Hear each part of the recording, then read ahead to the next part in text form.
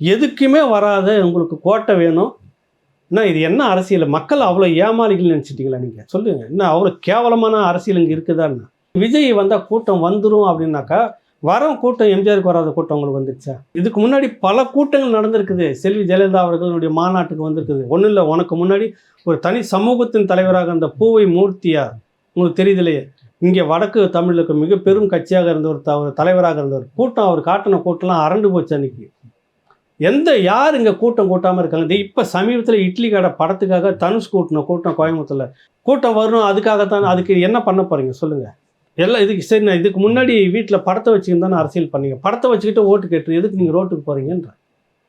நீ மக்களோட எதுக்காக இப்போ நின்றுட்டு சீமான் மாதிரி, நாம் தமிழர் கட்சி மாதிரி 2 வருஷம் 1.5 வருஷத்தில் 1 வருஷம் சிறையில் இருந்துட்டார். 2.25 வருஷத்தில் 2 வருஷம் சிறையில் இருந்துட்டார்.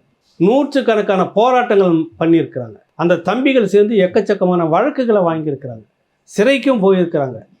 கல் குவாரி உடைக்கிறப்ப ரோட்டை லாரியை மறித்து கைது, அதால் அடி, இப்படிலாம் பட்டிருக்கிறாங்க. ஏதாவது ஒரு துளி இந்த கட்சி உன் கட்சி செய்திருக்கோமா இந்த 2 வருஷத்தில்?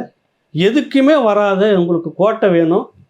என்ன இது என்ன அரசியல்? மக்கள் அவ்வளோ ஏமாளிகள் நினச்சிட்டிங்களா நீங்கள்? சொல்லுங்கள். என்ன அவ்வளோ கேவலமான அரசியல் இங்கே இருக்குதான்னு? அதை தான் நான் சொல்கிறேன். திராவிடம் இதை தான் வளர்த்து வச்சுருக்குதான்ற கேள்வி எங்களுக்குள்ளேயும் வருது.